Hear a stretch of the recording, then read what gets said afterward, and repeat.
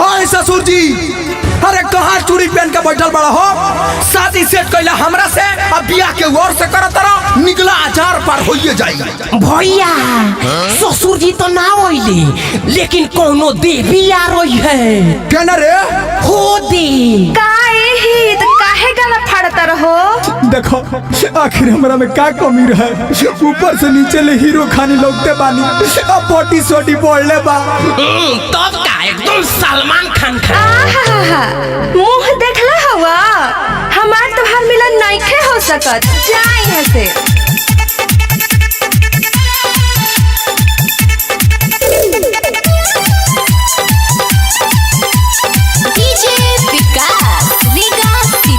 नौकरीला के तना फार्म हम भरनी, कहाँ कहाँ जाई हम न कबो रगड़नी। कितना झूठ बोलता रह। नौकरीला के तना फार्म हम भरनी, कहाँ कहाँ जाई हम न कबो रगड़नी। काहे करता रू वैसे हर जाई। देखा हमरा के हर जाई फर जाई मत कह। प्यार कइला से पेट ना भरेला।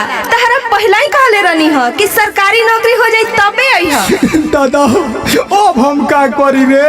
ए ब्यास रोआ मत, हिम्मत कोसो और आगे बढ़ो। ना रे अब हमरा से कुछ ना होई, तो नहीं कुछ करस। ओके बेबी। नौकरी के भरती निकाल ये मोदी चाचा, हमनी सब लइका बेरोजगार। हमनी से के अपन बेटिया बियाही, कैसे बढ़ी वंश परिवार।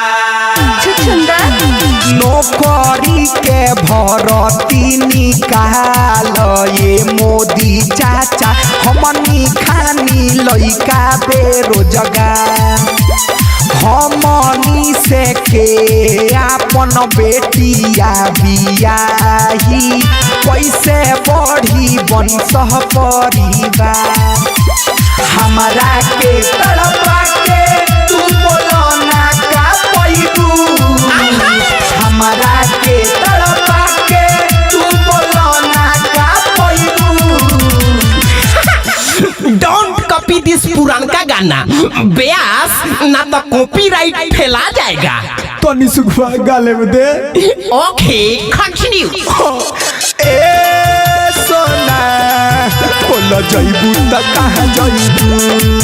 अरे ये भौजी बोला जइबू कहाँ जइबू, बोला ना भगवा ना।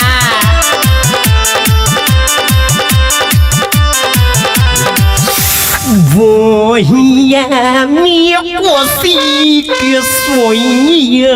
अरे का हो? अरे सोनिया नहीं बोलना है।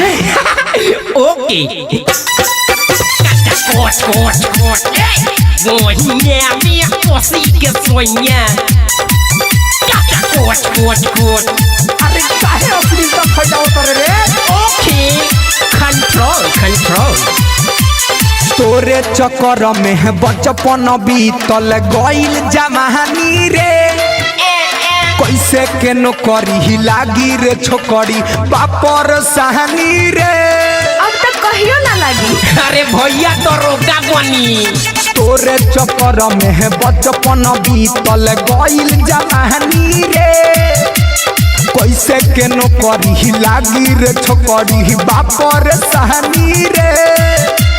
हमारा से निक बाका बोल तोरा मारादा, पूरी नाही दिलावा के कबो तोरा साराधा। सुन हमारो सारा फपर जाई तोरे परी। भौजी का ह?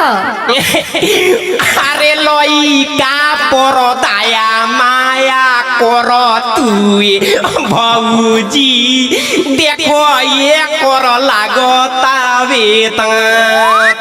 दोसारा के घरे एकरा छोड़ी के तू जइबू, सुनो तानी आई बारा। तब का अइबे करी। ए सुन,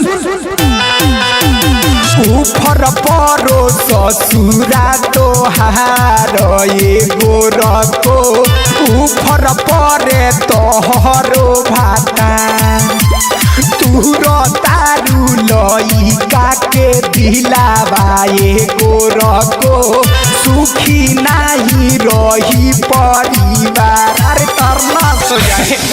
अरे जाए तो भैया मत शराब हो, ना तो तहारा शराब से पिलुआ पड़ जाला।